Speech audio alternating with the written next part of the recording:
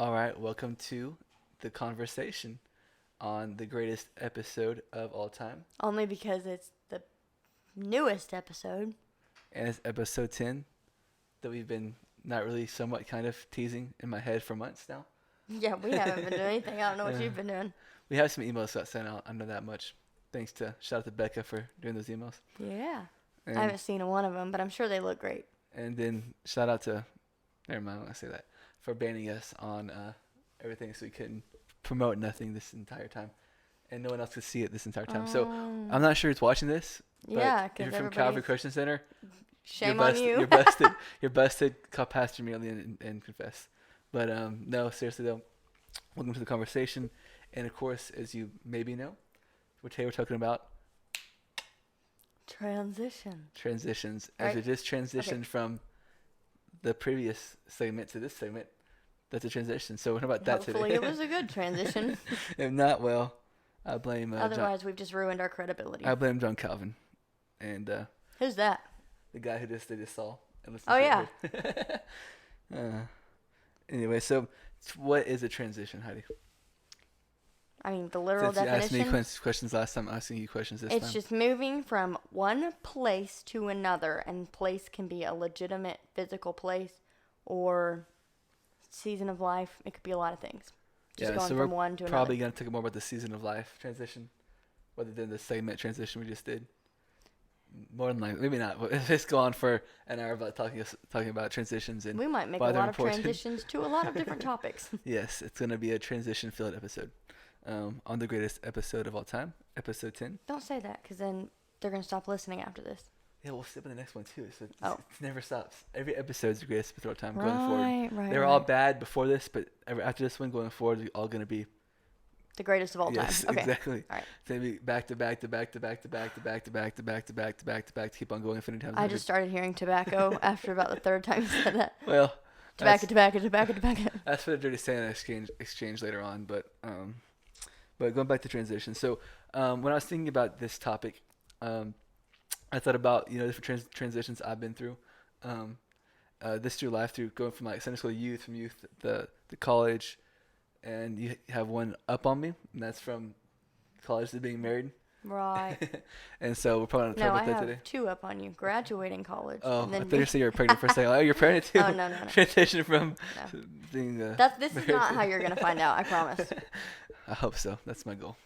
I'll be on the YouTube channel, link in the description below, to find out when Heidi's pregnant. But I was thinking about the story. The story of David kind of stuck out to me. I've been reading 1 Samuel a lot recently, and David, honestly, the whole book of 1 Samuel is literally a transition from transition. Yeah, that's true. There's so many transitions that happen in the book of 1 Samuel, with Samuel himself, with Saul. But we're going to focus more on David today. Mm-hmm. So when we first see David bring up in the Bible, we see him as a shepherd boy with his sheep. But he's out in the fields, and then his prophet calls to him and says, "Hey, come here. I'm going to anoint you." Blah blah blah. We know the story. He gets anointed, and he goes back to the fields and continues to be a shepherd. Mm-hmm. And then we know one day. Yeah, that was anticlimactic. Yeah, no, whatever. It was, but that's an interesting transition there. If you want to stop for a second, there is that it was like a false transition. So Yeah. it's like, I'm things going are happening. somewhere. No, I you're not. am Go back to the not going. fields. Yeah. Go back to the fields. I think that can happen to us though in our lives too. We're in the altars. Those Oh altar yeah, that's what I moments. was thinking of too. Is like I can't remember how many times people have prayed, and I thought, oh, it's gonna be different from here on out. This is the moment everything changes, but it's not. It's like you go right back to your pit. It's like, well, go back to the fields, bud. Cool. Thank you for that little touch. Have a good day. No one cares you got anointed today. See ya. And so, Oh yeah. one day he gets called to the battlefield to bring his brother some food. And actually, quick plug here, I just did a devotional for the YouTube channel about this story. So go check that out. Link below. What YouTube channel? The one that we launched privately and quietly. But it's That down. everybody's banned from watching. So. Yes. So whenever the time's up, you know what to do. In January, we'll see you all. You'll see that devotion. You can go Give it a binge watch like. all the content we've made Give in it the a last thumbs month. up. He we didn't miss say you. you can't make media and entertainment. He said you can't watch it. So going back to David. So David goes off to war. He sees his brothers. He sees the giant. And suddenly, out of the blue, almost, David becomes what? What? What does David become? Wait, after he kills the giant? Yeah. A runaway. No, that slash vagabond. becomes the hero first of all. Oh, I'm sorry. I didn't realize we were. We're I'm not going sorry. that fast in this transition. I was We didn't ready. transition that fast. But There's a few there years are a in lot. between. Okay. So So hero, and by hero we mean much more celebrated than Saul. Exactly, becomes the most popular man in all Israel. But going back, when he first comes to that battlefield, he first they do is send him to Saul, and Saul gives him some armor, and Yeah. that armor is not Doesn't fit him. doesn't fit him. So David says, "I got this. I'm gonna go do what I know to do." And so the first thing we see is David. First thing they had to do when he went to that battlefield was kind of get out of his comfort zone a little bit. Mm-hmm. And when you're trying to go someplace, when you're personally trying to transition to something greater, something better, maybe it's a new job, maybe it's a new place in life. You're personally like, I want to. Here's what I want to get. Here's where I want to go, and I'm going to transition from where I'm at right now to that place over there. Yeah. And David saw an opportunity when that giant showed up, saying, "You know what? I want to be a shepherd forever.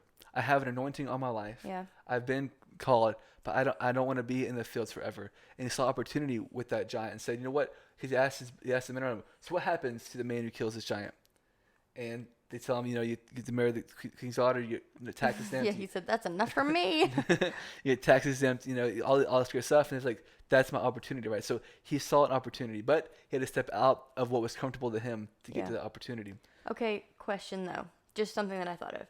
So we know that David made the decision to kill Goliath and he understood the anointing he had on his life. But do you also think, because remember when he goes up against Goliath, he says, "Is there not a cause?" And his whole reasoning for doing this was not to promote himself. We're getting there. But to, wait, I just have a question. I'm asking, do you feel like transitions just come as you're doing what you're supposed to be doing? So, David didn't go out and seek an opportunity. He was just ready, and the opportunities to transition kind of presented themselves. Because, transitions don't happen overnight. It's not like a single decision. I think he was, we go back to this, we talked to Saul. I think he was getting ready for that opportunity. Cause he brings up the lion and the bear, because this goes on to my next point. David had to know what his capabilities were before he could face Goliath. Yeah. He had to know what he understood. That's what, going back to Saul and the armor, David knew that if he faced Goliath with that armor on, he was going to die. He doesn't understand that, but he knew that God had been preparing him, had been growing him, and giving him the tools and training with the tools he needed for that moment. And so he knew what he had. He knew what his capabilities were. He knew that his capabilities weren't in the sword, weren't in the shield or the spear. It was in the sling and the stone. He knew what his capabilities were, so he had to put his trust in what he knew. And so when you're in a transition time, you got to put your trust in what you have, what God's been training you to do. God's always trying to grow you, always trying to push you. And when it comes time to face that giant, comes time to seize the opportunity, you got to know, okay, I am ready, and here's what I got. I'm not going to try to go out of what I can do. I'm going to stay in what I have and use that to overcome and transition to where I need to go. Good point.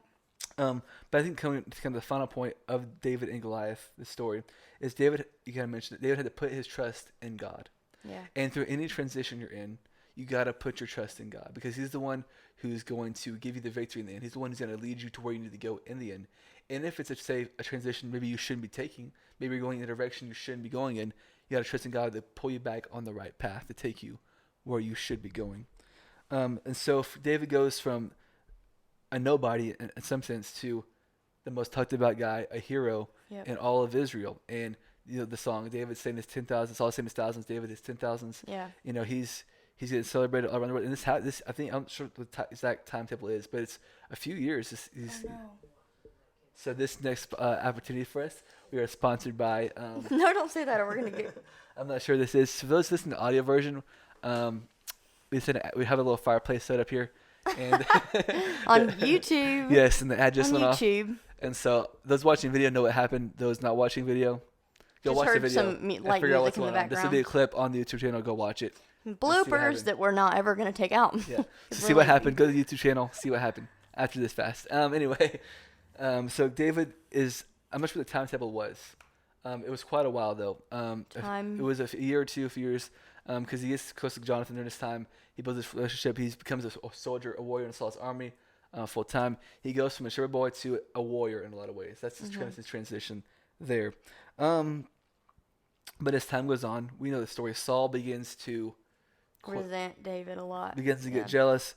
Saul ends up losing his kingdom during this time, this situation, and Saul begins to go on a transition of his own, one that's not so transition, not so good, transitions the wrong way, And but David, we're gonna focus on David. David becomes the brunt of Saul's jealousy, of Saul's Mm-hmm. anger, um, and so David is kicked out of everything he knew at that point. Has to go and run away and go out into the wilderness for a while. And the interesting thing is, I think at that time when David was in the palace, he's married to Saul's daughter. He was one of the most popular soldiers in Saul's army. He knew he was anointed to be king. He already knew Yeah. that. I bet he thought, okay, I'm gonna steer the way. It's a waiting game now. I'm already in the Right. palace.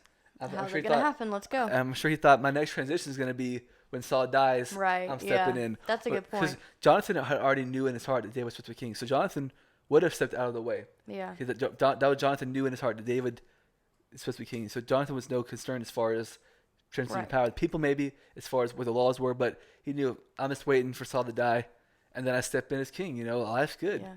But then Saul gets jealous. Saul says, "No, I don't want you to be king. I want to keep my name great. I want to keep my name in the lineage." And so Mm-hmm. there goes David. He goes from the hero to this in the palace, living the life, to an outlaw. In other words, he goes, Having spears thrown at him. yes, and he goes from a transition of greatness to, in some ways, a demotion. Mm-hmm. But it was all part of God's plan. And sometimes in life, we go from these highs spiritually or in our careers or in our lives, and then suddenly we get transitioned to a place where, like, what in the world is going on right now? Wilderness. The Yeah. wilderness, right? And David goes into the wilderness. And David's pushed away from everything that he knew. In my devotion I just did on the channel, which you should go see, I talk about how David had to leave his friend behind him, had to leave everything he knew behind him, his family behind him. He left it all behind him. He was forced to. And so he was in a place where his Oh my goodness. getting Skylar, come get it. we're getting a flash right now behind his phone. It's because I'm deaf and I can't hear. It's going You can off. pick it up and then don't answer it.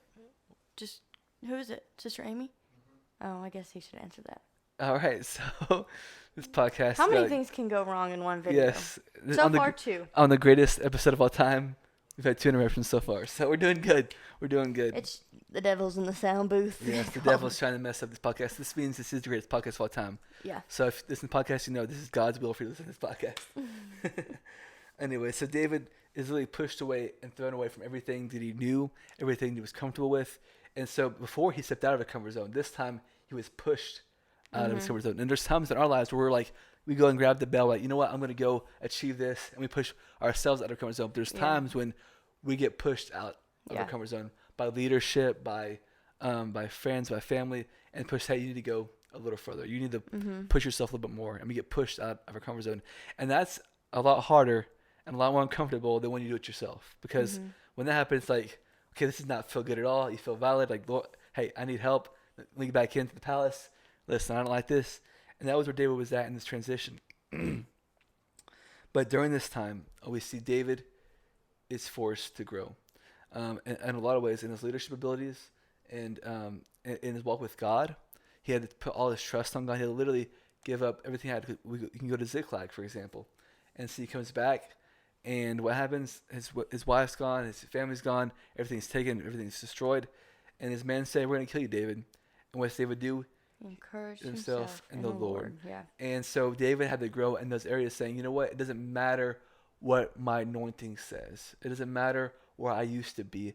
I don't care what happens. I'm going to be consistent through this transition in my walk with God."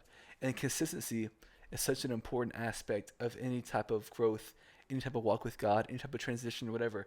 I was doing a Bible study the other day, and we're talking about consistency with different people in the Bible, those who were successful versus those who weren't. You see Jacob and Esau. Jacob was consistently going after things of God, where Esau was consistently going after things of his belly, of his flesh. And Same. yep, I'm Jacob. This is Esau. Nice to meet you. That's not true. But we see those comparisons throughout the whole Bible where consistency ends up paying off. And when you're in transition, you got to stay consistent with what got you there got you to the palace in the first place. Yeah. You got to be consistent with cleaning your weapons, practicing with your weapons, practicing what you have for warfare. You got to stay consistent with your walk with God, with your relationship with God. You got to stay consistent with everything that got you to the palace in the first place, even though you're no longer in that palace, even though you're no longer in that place of victory or of peace. You got to stay consistent through those times too, to get where that anointing is drawing you to be. Any other thoughts on this real quick? I kind of think each transition, whether it was to a higher place or to a lower place, always taught them something. And I feel like in my own life, and I'm sure in yours too, each transition, even though it seemed like you mentioned, going from a high place to a low place, you had to learn something. Either it was to teach you how to be humble, teach you how to be whatever it is, grateful. Literally, I mean, literally anything. God can teach you anything in any transition. But each one, try to get as much out of those transitions as you can. I think it's easy to succumb to the thoughts of the enemy when you do transition and you start thinking, I'm not supposed to be here. I wasn't cut out for this. I messed up somewhere. Why am I here? Especially if you do go from a high place to a low place. And sometimes even from your normal comfort zone to your Goliath, even though that's going from lower to higher, it's still uncomfortable. And you can still succumb to those thoughts of, I've messed up somewhere. I don't have what it takes. I don't have it in me. It's easy to succumb to that. But we need to always be looking for, what can I learn here? What can God teach me? How can God use me in this season? Because it's not going to last forever. David and Goliath only had one shot, right? And David and Saul chasing him with the spear didn't last his whole life. And so he had to learn something in that time period. I'd wager he learned quite a lot. But like how to run. I do think it's interesting, though. I just kind of thought of this, is that if you notice, the high moments were very fast, and the low moments were very long, were longer. Yeah. You know, probably because they were resisting. But in the high moments the high moments though are kind of that moment when you've grown to the place where you can accomplish that, right? And then it's reset, got to grow again. Right. It was like Joseph, which I kind of was wondering why we didn't talk about Joseph a little bit, because Joseph kept going from a high place to a pit, to a little bit higher place to a pit, to a little bit higher place to the prison, and then to the really high place, and then the prison again, and then second in command. So it was a lot of just like this, but he kept an excellent spirit the entire time. And the consistency there. Yeah. The consistency there. Yeah. I was just thinking, going back to kind of David being in the palace, it's easy to get fat in the palace. It's easy to get comfortable. Where are you going with this? It's easy to get comfortable in the palace. It's easy to get fat spiritually when you're living. Like, listen, if you want to have an intervention, just say it, Caleb. I know I've been going heavy on Twinkies lately. I'm just kidding. I hate Twinkies. This is not no palace. It's a nice place, but it's not a palace. Calm down. That's true. But anyway, so it's easy to get fat in the palace. It's easy to get comfortable in the palace. It's easy to relax, put your guard down, put your standards down, and to quit growing when you're in the palace, because everything's great. Everything's fine.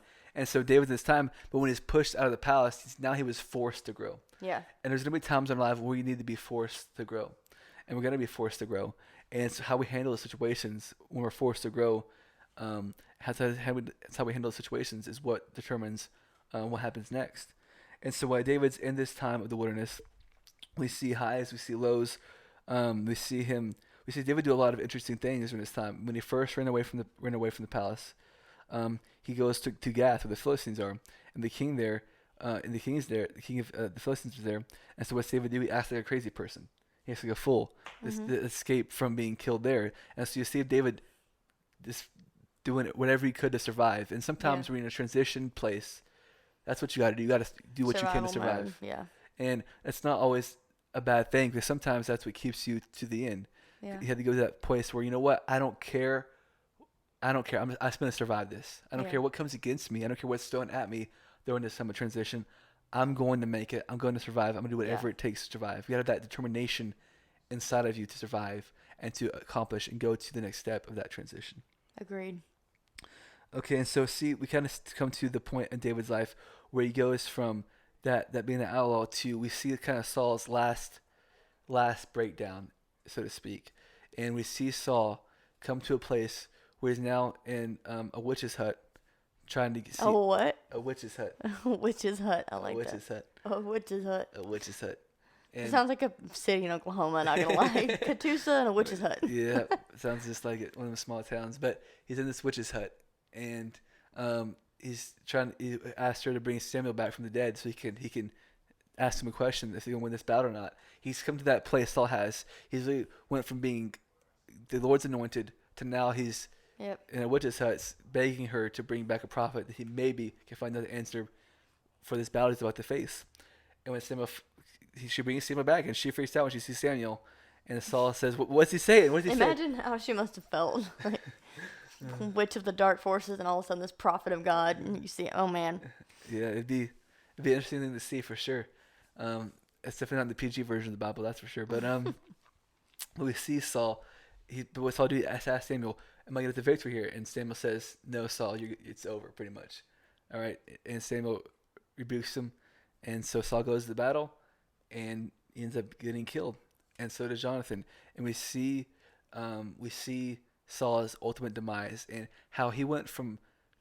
We see the opposite from him and David. We see David start at the bottom and raise himself up, and Saul at the top going down. They literally pass each other at some point, and they go different directions. And both of them were transitioning, but one's transitioning forward, one's transitioning backwards. And we got to be careful because I'm sure at times David thought, "Am I transitioning the wrong way?" when he got kicked out of the palace. Yeah. But we got to realize that's where we got to put our trust in God and say, "God, I'm focused on you," because Saul's focus was not on God; it was on himself.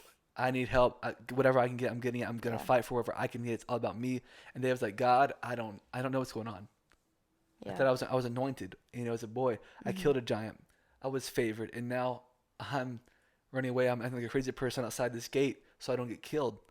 And God, is this the right place? Am I in the right place right now?" But he stayed his focus on God, and no matter what kind of transition you're in, higher, lower, whatever, you got to keep your focus on God. That's why Saul lost his place in the first place, was because he lost his focus from being on God to on himself. And he could have kept on going. Saul could have been in the lineage of Jesus Christ if it wasn't for him keeping the focus on himself and caring more about what the man thought about him than what God wanted. Yeah. And it's crazy to think about now. But David's focus was not on what he could get, but what on God wanted him to have. Any final thoughts on this, Heidi? Yeah, I it feel starts like that I brain. did, but I couldn't remember. Hold on. Wait. Give us a minute. No. All right. Oh, well. Maybe.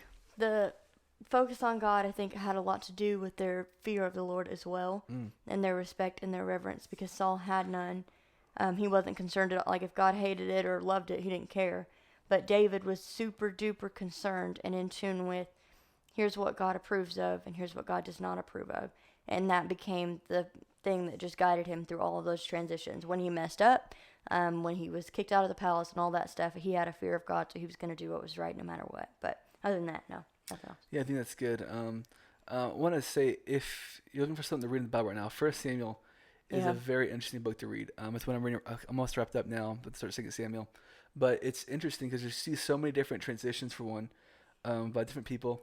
And there's just some unique moments in this. It is interesting. Like, there's a lot that happened in it, and it's not an obscure read. It doesn't feel like you're reading a bunch of it's written like a story. It's written like a story. Interesting. It's like a narrative. It's written like a narrative.